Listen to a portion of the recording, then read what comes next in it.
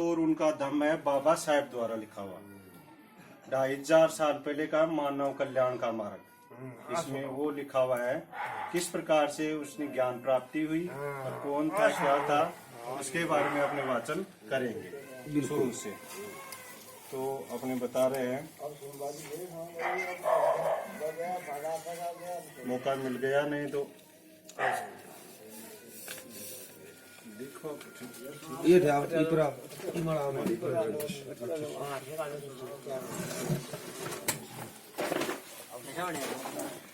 सामान आर बना रहे वीडियो बनना चाहिए बढ़िया वालों। सिद्धार्थ गौतम किस प्रकार बोधिसत्व से बुद्ध बने उसका पहला भाग है जन्म से पवज्जा प्रवज्जा तक। उनके कुल के बारे में बताते हैं। अतीत से देखने पर हमें ज्ञात होता है कि ईसा पूर्व 6वीं शताब्दी में उत्तर भारत कोई समूचा प्रभुता संपन्न राज्य नहीं था। देश अनेक छोटे बड़े राज्यों में बटा हुआ था। इनमें से कुछ राज्यों में प्रत्येक प्रजा पर एक अकेले राजा का अधिकार था, वहीं कुछ पर किसी अकेले राजा का अधिकार नहीं था। जो राज्य राजाओं के अधीन थे उनकी कुल संख्या 16 थी। भारत की बात करें, उनके नाम थे अंग, मगध, काशी, कौशल, वज्जी, मल्ल, चेदी, वत्स, कुरु, पांचाल, मत्स्य, सूरसेन, अस्मक, अवंती और गांधार और कंबोज। ये सब सुनते हो आप नाम। जिन राज्यों में किसी एक राजा का आधिपत्य नहीं था वे थे कपिल वस्तु के शाक्य, पावा तथा कुशीनारा के मल्ल, वैशाली के लिच्छवी, मिथिला के विदेह, रामगाम के कोले, अलकप के बुली, केशपुत के कालाम, रेशपुत के कलिंग, तिलवन के मौर्य तथा भगत, जिनकी राजधानी शिशुमागिरी थी।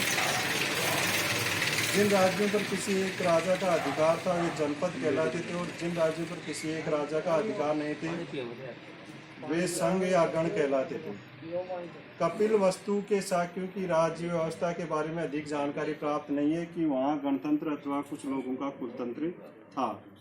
वैसे इनकी जानकारी तो स्पष्ट रूप से है कि शाक्यों के गणतंत्र में कई शासक परिवार थे और वे एक के बाद एक क्रमशः शासन करते थे।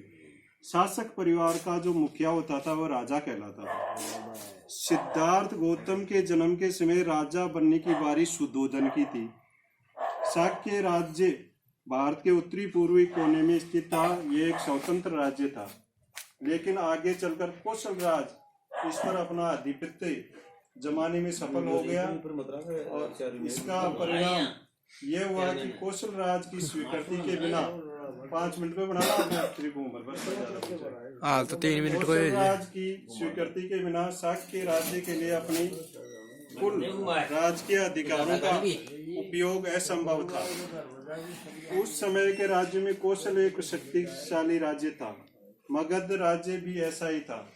कौशल राज पसेन नदी और मगध राज बिंबिसार दोनों सिद्धार्थ गौतम के समकालीन थे। उनके पूर्वजों के बारे में थोड़ा बताया है। शाक्यों की राजधानी का नाम कपिल वस्तु था। संभव है यह महान बुद्धिवादी मुनि कपिल के ही नाम पर पड़ा हो। कपिल वस्तु में जैसे नाम को एक शाक्य रहता था, जैसे नाम का, और सेहनु उनका पुत्र था।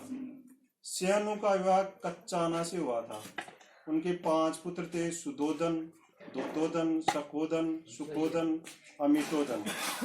5 पुत्रों के अतिरिक्त सहिष्णु की 2 पुत्रियां थी, अमिता और पमिता। परिवार का गोत्र आदित्य था। सुधोधन का विवाह महामाया से हुआ था, जिनके पिता का नाम अंजन और माँ का नाम सुलक्षणा था। अंजन कोलिये थे और देवदय नाम के गांव में रहते थे। सुधोधन एक महान योद्धा थे। जब सुधोधन ने अपने सैन्य पराक्रम का परिचय दिया तो उन्हें एक और विवाह करने की भी अनुमति मिल गई। उन्होंने महाप्रजापति को चुना।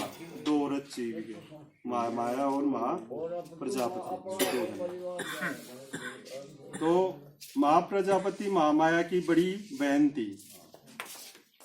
सुधोधन एक धनी आदमी थे। उनके पास बहुत बड़े खेत, बहुत सारे नौकर चाकर थे। कहा जाता है कि अपने खेतों को जोतने के लिए वह 1000 हल चलाते थे। उनका जीवन बहुत ऐश्वर्यपूर्ण था और उनके अनेक महल थे। अब देखो जन्म होता है सिद्धार्थ गौतम का। सिद्धार्थ गौतम सुधोधन